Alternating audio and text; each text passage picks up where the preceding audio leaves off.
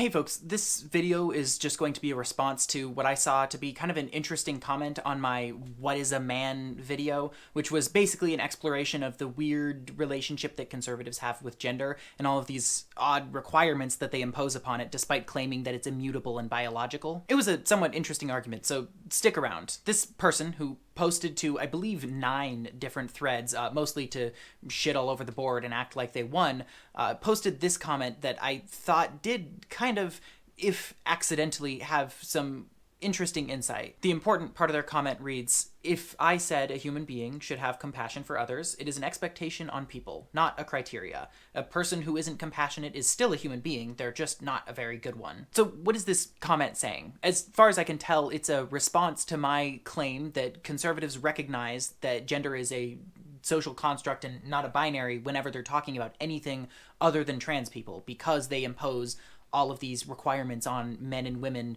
that make a person either a real man or a real woman. This person is arguing that no, that logic doesn't work because we use the same kinds of social language when we talk about human beings, and nobody would argue that being a human is a social construct.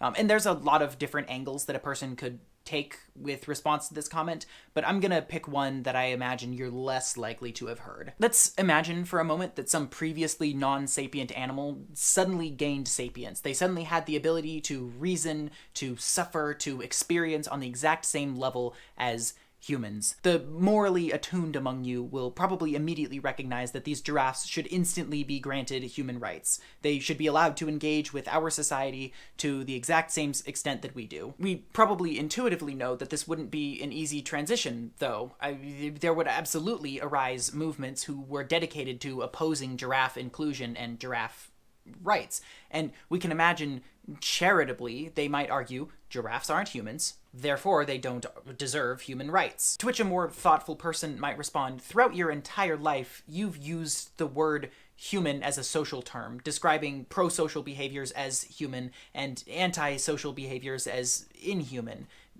This is because a person's genetic composition pales in importance to their actual day-to-day actions. Sapient giraffes in this hypothetical deserve human rights because in every way that actually matters, they are humans. They may need to have different conversations with their doctor, there might be some different forms that they need to fill out, but we should hopefully intuitively be more aware of the humanity of a kind, benevolent giraffe than we would of a cruel and manipulative Homo sapiens. In this context, what is and isn't a human would indeed be socially constructed, and I'm aware that it is also socially constructed right now, but for different reasons. But this would not have any sort of negative effect on all of the lovely research that we've done on the genus Homo. It doesn't invalidate an ounce of the science. This is one of the reasons why I say that the transphobic obsession with the biologically essential nature of manhood and womanhood is just disingenuous. The transphobe is exactly like the anti-giraffe activist, using the word human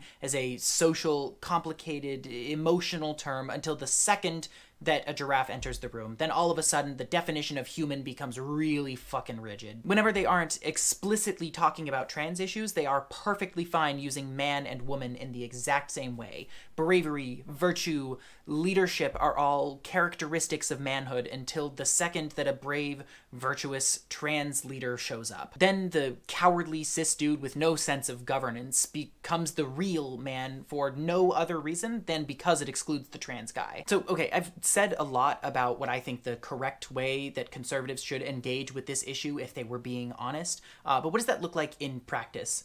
I imagine that a fair few of you are probably at least tangentially familiar with the story of Christine Jorgensen, likely from the headline "XGI Becomes Blonde Beauty," an article that presents a letter that she wrote to her parents about her coming transition. The story fits very neatly into what a conservative view of gender really entails if they were being logically consistent.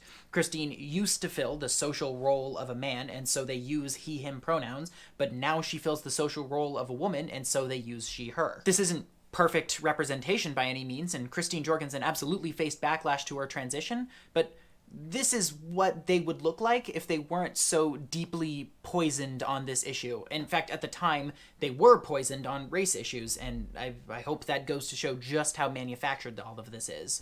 What a wonderful world we could live in. Anyhow, that's all I had to say about that comment. I've been thinking a little bit about small analogies, small responses to arguments that people make that aren't really, they're not presenting arguments based off of facts, data, or super rigid logic, just kind of vague impressions. And I have a couple more ideas in the works, so there might be a couple more videos like this.